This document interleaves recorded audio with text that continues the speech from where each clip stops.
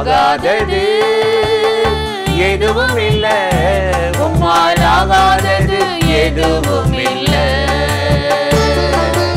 ஆகாதது எதுவும் இல்லை, உம்மால் ஆகாதது எதுவும் இல்லை.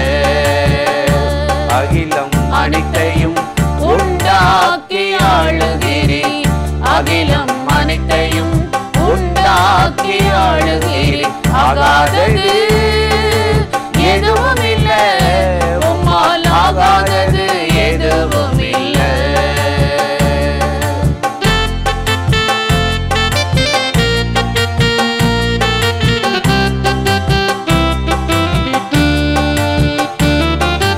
துதி செய்ய தொடங்கியதும் எதிரிகள் தங்களுக்குள் வெட்டுண்டு மடிய செய்தி. துதி செய்ய தொடங்கியதும் எதிரிகள் தங்களுக்குள் வெட்டுண்டு மடிய செய்தி. உம்மாலாகும் எல்லாமாகும், உம்மாலாகும் எல்லாமாகும். ஆகாதது எதுவும் இல்லை, உம்மால் ஆகாதது எதுவும் இல்லை.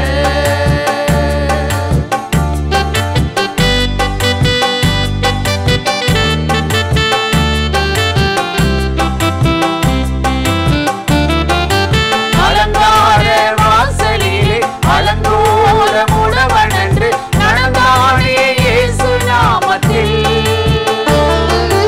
அலங்கார வாசலிலே அலங்கோல முடவனென்று நடந்தானே இயேசு நாமத்தில். உம்மாலாகும் எல்லாமாகும், உம்மாலாகும் எல்லாமாகும். ஆகாதது எதுவும் இல்லை, உம்மால் ஆகாதது எதுவும் இல்லை.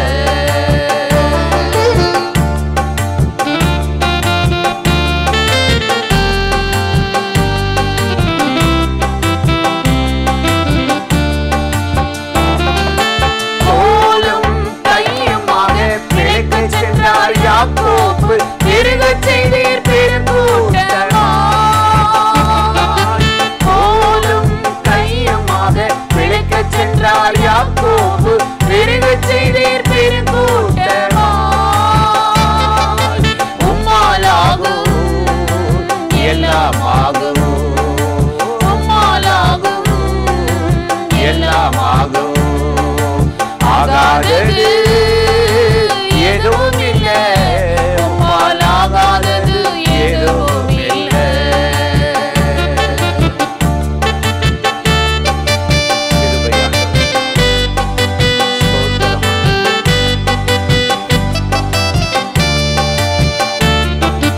கண்ணீரை கண்டதாலே கல்லறைக்கு சென்றவனை கரம் பிடித்து தூக்கி விட்டீர்.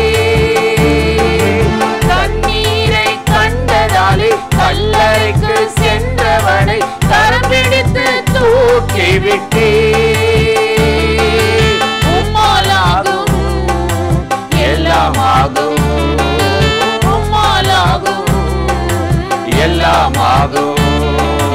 ஆகாதது எதுவும் இல்லை, உம்மால் ஆகாதது எதுவும் இல்லை. ஆகாதது எதுவும் இல்லை, உம்மால் ஆகாதது எதுவும் இல்லை.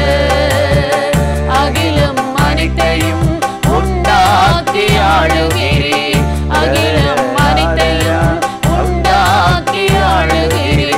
ஆகாதது எதுவும் இல்லை, உம்மால் ஆகாதது எதுவும் இல்லை.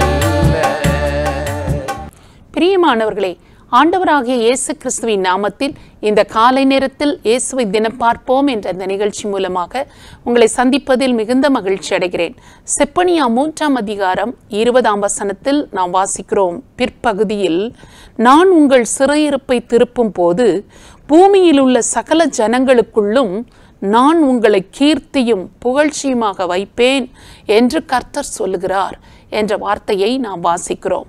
நான் உங்கள் சிறையிருப்பை திருப்புகிற போது பூமியில் இருக்கிற எல்லா ஜனங்களுக்குள்ளும் உங்களை புகழ்ச்சியிலும் கீர்த்தியிலும் சிறந்திருக்கும்படியாக நான் வைப்பேன் என்று கர்த்தராகிய ஆண்டவர் நம்மை பார்த்து சொல்லுகிறார். நம்முடைய வாழ்க்கையில் பல்வேறு விதமான சிறையிருப்புகளுக்குள் நாம் கடந்து போகிறோம்.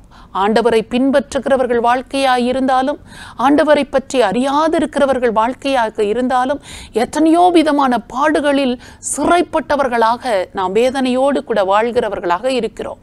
ஆனால் ஆண்டவராகிய கர்த்தர் அந்த சிறையிருப்பை மாற்றி அந்த சிறையிருப்பிலிருந்து நம்மை விடுவித்து காப்பாற்றுகிற போது பூமியில் இருக்கிற எல்லா ஜனங்களிலும் நம்மை புகழ்ச்சியிலும் கீர்த்தியிலும் சிறந்திருக்கும்படி ஆண்டவர் செய்வாராம்.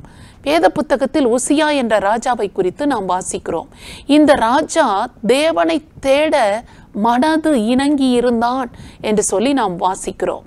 ஆண்டவரை தேடுவதற்கு தன்னுடைய இருதயத்தை இணக்கமாக வைத்துக்கொண்டு, கடினமாக அல்ல, கல்லாக அல்ல, எதிராக அல்ல, தேவனை தேடுவதற்கு தன்னுடைய மனதை ஆண்டவர் பக்கமாக இணங்கினான். ஆண்டவரோடு கூட இணைந்து அவரை தேடுவதற்கு அவன் ஆரம்பித்தான். அப்படி அவன் மனது இணங்கி ஆண்டவரை தேடுகிற போது அவன் கர்த்தரை தேடின நாட்கள் எல்லாம் அவனுடைய காரியமெல்லாம் வாய்த்தது. அது மாத்திரமல்ல, அவனுடைய கீர்த்தி எகிப்து முழுவதும் பரவியதாம்.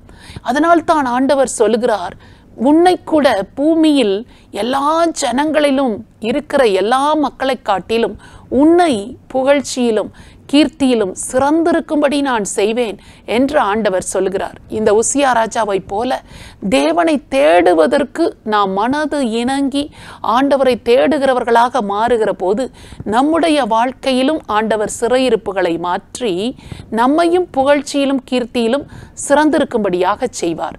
இன்றைக்கு ஆண்டவரை நோக்கி அதற்காக ஜெபிப்போமா?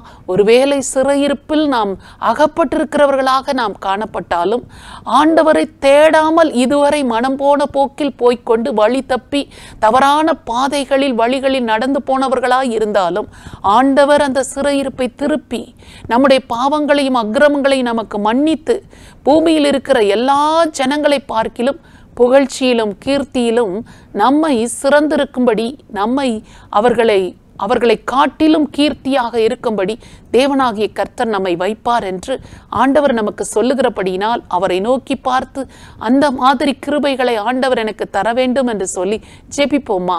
ஸ்தோத்திரம் ஆண்டவரே, உம்மை நன்றியோடு நாங்கள் துதிக்கிறோம். இந்த அருமையான காலை நேரத்தில் உம்முடைய உதவியை நாடி நாங்கள் ஜெபிக்கிறோம். எங்கள் தேவனாகிய கர்த்தர் எங்கள் சிறையிருப்பை திருப்புகிற போது பூமியில் இருக்கிற எல்லா ஜனங்களை பார்க்கிலும் எங்களை புகழ்ச்சியிலும் கீர்த்தியிலும் சிறந்திருக்கும்படி செய்வேன், புகழ்ச்சியுமாக வைப்பேன் என்று நீர் சொல்லியிருக்கிறபடியினால் அந்த வார்த்தையை பிடித்து கொண்டு நாங்கள் ஜெபிக்கிறோம். கடந்த காலம் எவ்வளவு மோசமானதாக இருந்தாலும், சிறையிருப்பாக இருந்தாலும், பாவமும் அக்கிரமும் நிறைந்ததாக இருந்தாலும், எல்லாவற்றையும் மன்னித்து மாற்றி சிறையிருப்பை திருப்பி புகழ்ச்சியிலும் கீர்த்தியிலும் சிறந்திருக்கும்படி செய்கிற தேவனாகிய கர்த்தருடைய கரத்தில் எங்கள் வாழ்க்கையை ஒப்பு கொடுத்து ஜெபிக்கிறோம்.